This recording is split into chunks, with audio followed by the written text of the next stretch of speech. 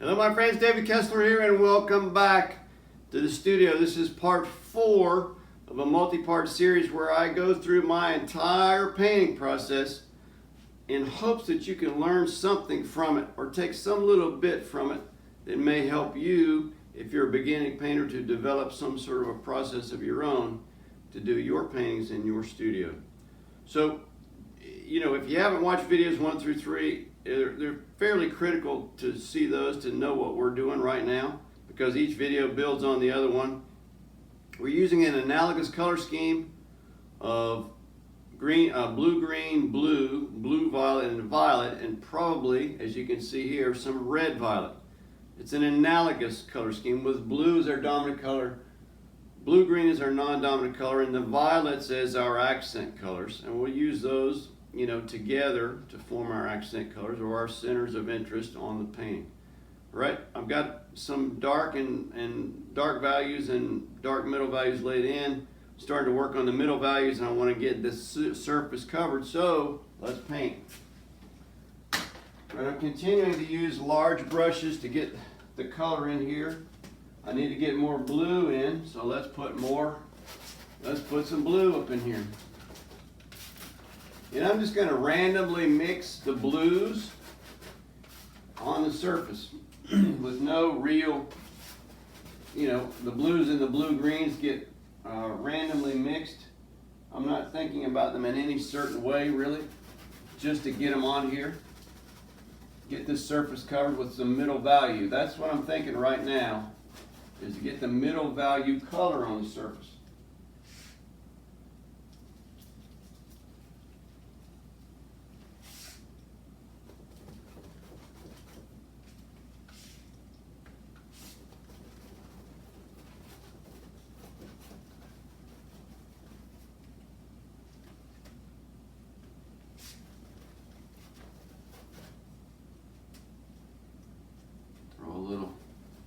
Blue-green in every now and then for fun.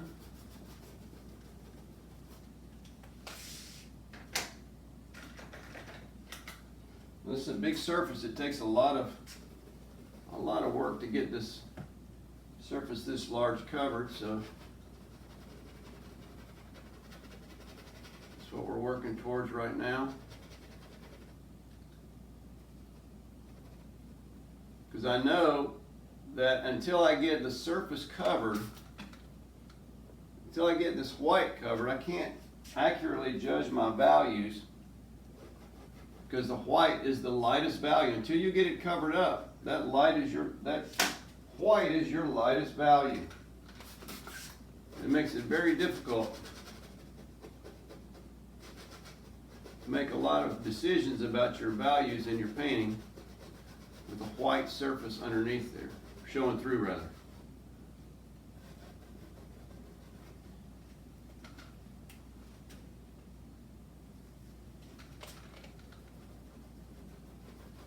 Now I'm just trying to transition this red violet down here a little bit.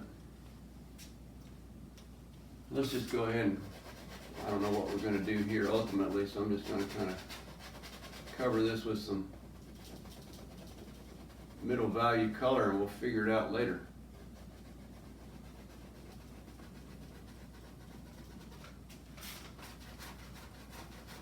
Move some transitions in here that are a little bit better.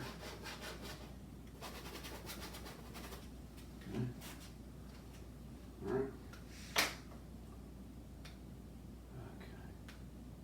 Keep reminding myself that this is a blue painting.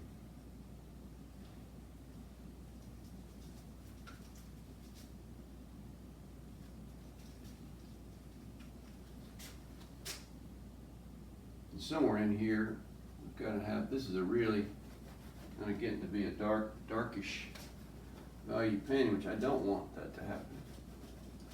So I'm going to put a little light value in here.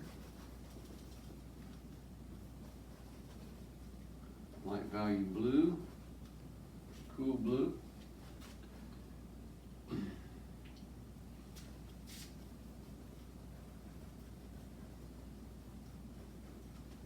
I try to keep my brush strokes just going in all directions, right? I don't like to be too formal in the way I put the brush strokes on. And I'm still randomly mixing blue and blue greens.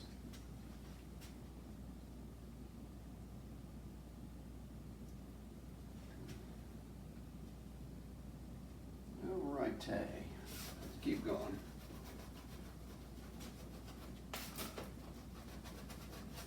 I'm using the water bottle, you know, to assist the paint in spreading better on the surface.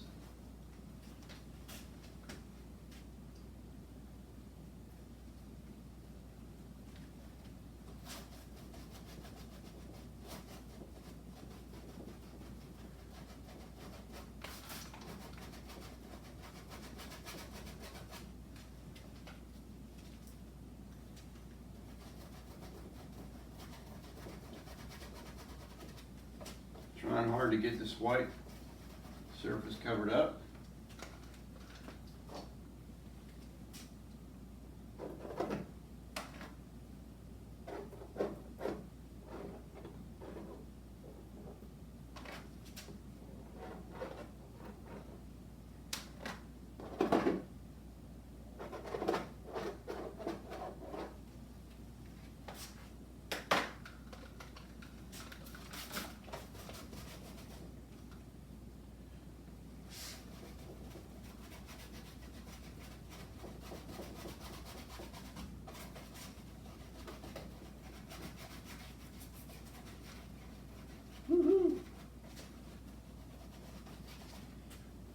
Alright, I love it when I can get that surface covered.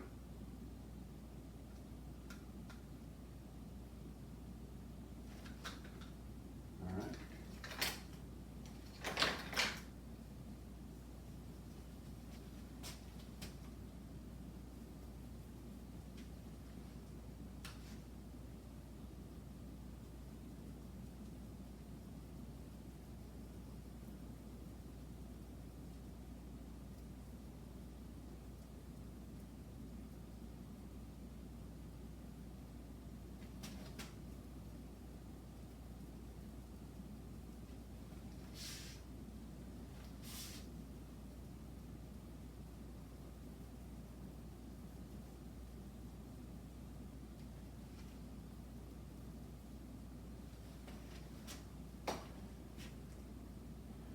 Tying in another sort of a horizontal coming across with this darker value that may or may not stay there.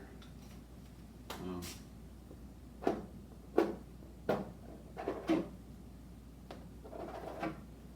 crazy about that. All right.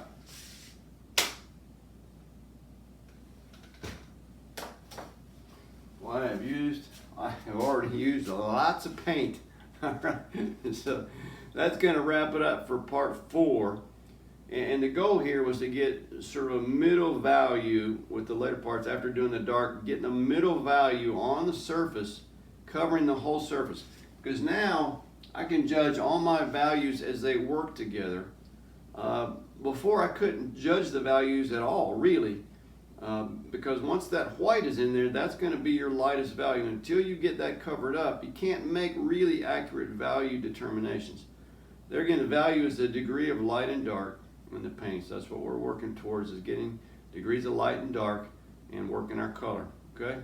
So when we come back, I'm hoping I'm going to get this thing finished up. I got a lot of work to do. Woo-hoo. So anyway, thanks for watching. Hope it was helpful, and we'll see you on the next video. Thanks.